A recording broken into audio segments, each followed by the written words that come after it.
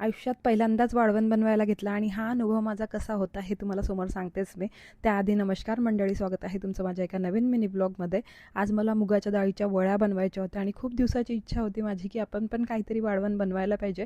पण याआधी काय झालं ना, तुम्हाला सगळ्यांना माहिती आहे, जर तुम्ही आधीचे माझे सबस्क्रायबर असाल तर माझ्याकडे मी कधीच वाळवण बनवत नाही. हे पहिल्यांदा असं झालेलं आहे की माझी इच्छा झाली मी पण काहीतरी बनवायला पाहिजे आणि मी मुगाच्या डाळीच्या वड्यांपासून सुरुवात करणार आहे.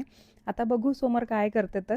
पण मुगाच्या डाळीच्या वड्या मला बनवता येतात की नाही हे मला बघायचं होतं आणि सगळे म्हणत होते की खूप इझी आहेत आणि तरीसुद्धा मी कधी ट्राय नव्हत्या केल्या, कारण आईकडनंच मिळत होत्या, त्यामुळे मला कधीच ट्राय करायची गरज पडली नाही. मी काय केलं, मुगाची डाळ भिजू घातली. त्यानंतर ती छान धुवून अशी त्याचं पाणी सगळं निघू दिलं आणि त्यानंतर मग आता ह्या मुगाच्या ज्या वड्या आहेत त्या मी मसाला मुगाच्या वड्या बनवत आहे. त्यासाठी काही मिरच्या घेतल्या, कोथिंबीर घेतली, त्यानंतर अद्रकचे काही तुकडे घेतले आणि त्यानंतर त्यात जिरं घातलं आणि पहिल्यांदा ते फिरवून घेतलं.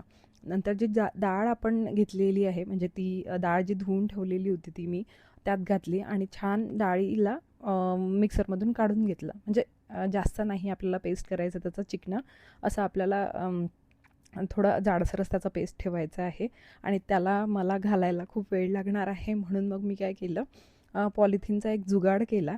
ते आता तुम्हाला समोर बघायला मिळणारच आहे की मी पॉलिथिनमध्ये टाकून त्या वड्या घातलेल्या आहेत. तर आता पॉलिथिन पण मला शोधायला वेळ लागला, कारण मी काय करते, अशा पॉलिथिन्स वगैरे आल्या ना तर मी त्या पॉलिथिन्स ठेवत नाहीत, त्या अशाच मी डस्टबिनमध्ये टाकून देते.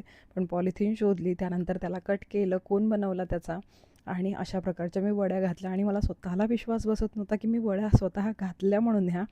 आणि अशा प्रकारच्या ह्या वड्या झालेल्या आहेत आणि मला खरंच खूप खुशी होत आहे की मी स्वतः वड्या घातलेल्या आहेत त्या. आणि आता याची भाजी वगैरे बनवून बघेल कशी होते. तर चला मग, व्हिडिओ आवडल्यास लाईक, शेअर आणि फॉलो करायला विसरू नका. बाय.